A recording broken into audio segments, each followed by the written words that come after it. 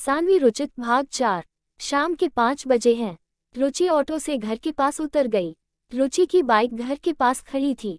दरवाजे पर आकर आवाज दी। उसने आकर दरवाजा खोला। तैर रहा था। कुथा पूरी तरह से नशे में था। आश्चर्य की बात यह है कि वह अकेला था।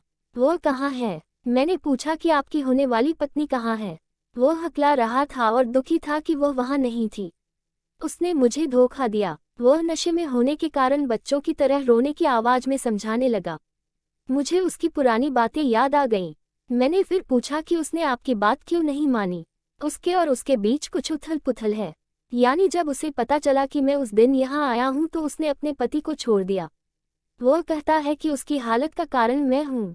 मैंने सीधे कहा, क्या तुम अपनी जिद के कारण हारी हो?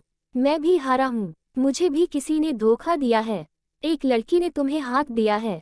चलो हम दोनों पहले की तरह रहें। अगर मैं गलत हूँ तो मुझे माफ कर देना। मैंने कहा चलो हम दोनों एक हो जाएं। तो उसने सिर हिलाया और कुर्सी पर बैठ गया। कई सालों के बाद दोनों के मन एक दूसरे के साथ घुलने मिलने लगे। उसने मुझसे कहा कि अगर तुमने मुझे घर आने के बारे में पहले बता दिया होता तो ऐसा नहीं होता। मुझे इस बात से कोई आपत्ति नहीं थी। मैंने उसे सांत्वना दी कि अब से यह सब छोड़ दो। उसे इस बात का दुख था कि उसकी लड़की ने घर से सोना और पैसे चुरा लिए। अंजी ने विनम्र होने के लिए कोई कदम नहीं उठाया। वह घर पर शराब पी रहा है। मैंने उससे पूछा कि क्या उसने खाया है, क्योंकि मैं उससे सवाल करने की स्थिति में था। उसने कहा नहीं। मैं तुरंत बाहर गया और उन दोनों के लिए खाना पार्सल किया। इतने दिनों के बाद मैंने उसे चूमा और खाना खिलाया उसे।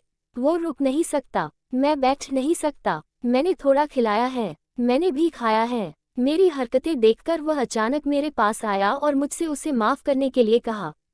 मैंने उसे गले लगा लिया। तुम्हारे साथ कुछ भी गलत नहीं है। मैंने उससे कहा कि यह मेरी गलती थी। हम दोनों ही दोषी हैं। चलो सुधार करते हैं। बात घर बताओ। कल से तुम मेरे घर पर रहना। मैं तुम्हें तुम्हारे ऑफिस छोड़ दूंगा। शाम को वापस लाऊंगा और वापस ले जाऊंगा। ठीक है। अभी तक थोड़ी देर बात करते हुए वह कहते हैं मैं सो जाऊंगा। मैं बात करना बंद नहीं कर सकता। मैंने कहा कि कल से सब कुछ बात करते हैं। मैंने उसे सोने के लिए कहा। मैं उसे हॉल में सोफे से कमरे में ले गया। मैंने उसे बिस्तर पर लिटा दिया। वह बहुत थका हुआ लग रहा था, दर्दनाक। उसने अपनी आंखें बंद कर ली और बिस्तर पर लेटे लेटे ही सो गया। वहां मैं संतुष्ट हो गया। मैं खुशी से अपने सभी पुराने जहर भरे मिनटों को भूलने लगा कि मुझे अपना स्वाद फिर से मिल गया। जब ये सब हुआ तो रात के लगभग 8 बज चुके थे। मैंने अपनी खुशी के पलों को बहुत देर तक अकेले महसूस किया। आगे क्या करूं? मैं वहीं सो गया और सोचा कि सुबह उसने मुझे सीधे ऑफिस छोड़ दिया। मैंने भी दरवाज़ा बंद कर दिया और बगल में सो गया उससे। जब मैं शहर में था तो मुझे ऐसा मौका कभी नहीं मिला। अब मुझे ऐसा मौका मिल गया। मैंने लाइट बंद कर दी और रुचि के बिस्तर पर उसके साथ बेधड़क सो गया। मैंने अपने अंदर की वासना की एक न सुनी। मैं फिर उठा और लाइट जला दी। मुझे यह सोचकर अपने कपड़ों पर गुस्सा आया कि जो कुछ मैंने उसके लिए फैंसी ड्रेस में पहना था वह व्यर्थ था। खोलकर दीवार में कीलों पर लटका दिया। मैं नग्न होकर उसके बगल में आ गई। वह सो रहा है। वह पता नहीं क्योंकि वह ज्यादातर नशे में रहता है। मैं उसके कमरे में पूरी तरह से नग्न हूँ, जैसे मैं स्नान घर में नग्न होती हूँ। मेरा शरीर मुझे शर्मिंदा कर रहा है, लेकिन इसका स्वाद चखने के लिए। रुचि सो रही है। मुझे फिर से वासना हो रही है। मैंने बिना किसी हिचकिचाहट के उसके कपड़े उतारने शुरू कर दिए। लाइट अभी भी जल रही थी। उसे पूरी तरह से बेत से मार डाला। मैंने उसके भारी शरीर को बड़ी मुश्किल से हिलाया और उसकी शर्ट और पैंट उतार दी। चाहे मैं कुछ भी कर लूं, वह दोबारा नहीं उठेगा। मेरे लिए एक नया अनुभव। कभी कभी मैं अपनी अंकोशों को चूसते हुए एक विशेष क्षण बिता रही हूँ। उसके बेत के शरीर मेरे दोनों हाथों को देखते हुए उसकी छाती, बांह, पेट, पीठ को रगड़ रहे हैं और अपने शरीर को उसके शरीर से चिपका रहे हैं। उसकी छड़ी पकड़कर हिला रहे हैं। उसे कोई दर्द नहीं है। यहाँ तक कि छड़ी भी सोती हुई प्रतीत होती है। उसे नहीं होता, कई बार हाथ से फूंकने पर भी नहीं उठता। मैंने मुंह से आजमाया। मुंह से पता नहीं क्या गर्म हो गया। हल्की सी झंझनाहट होने लगी। रुचि भी थोड़ा सा महसूस होने लगा। वह उठ नहीं पा रहा था, लेकिन वह मेरे शरीर की गर्मी को महसूस कर रहा था। बिट उसका दंड अध्ययन बन गया। उसके ऊपर बैठ गया और उसे मेरे रसीले घोंसले के अंदर धकेलने लगा। काम में थोड़ी रुकावट आ रही थी।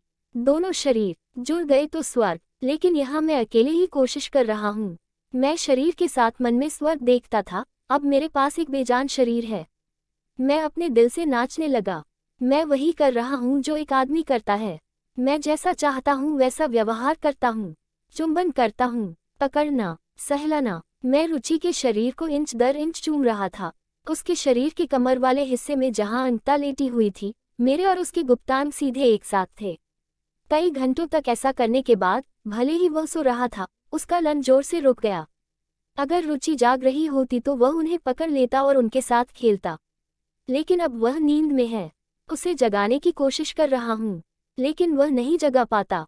मैं थोड़ा नीचे झुकता हूँ और उसकी छाती को चूमता हूँ, मेरे शरीर को आगे पीछे करते हुए, और उसके लन की फुहारें मेरे शरीर के अंदर। उस पल मैंने उसके शरीर को कसकर पकड़ लिया। वह नींद में हल्के हल्के खर्राटे ले रहा था। मुझे भी इसका एहसास हो रहा था। जब मैंने अपना लन डाला, उसके कंधे पर ठुड्डी रखी और उसके कान को चूमा, मेरी दोनों गेंदें उसकी छाती के दोनों तरफ एक दूसरे से चिपकी हुई थी। 2-3 बार रस की बौछार शरीर के अंदर हुई। थोड़ी देर बाद उसका डंडा भी शांत होकर सामान्य अवस्था में आ गया। मेरा शक्ति केंद्र बाहर आ गया।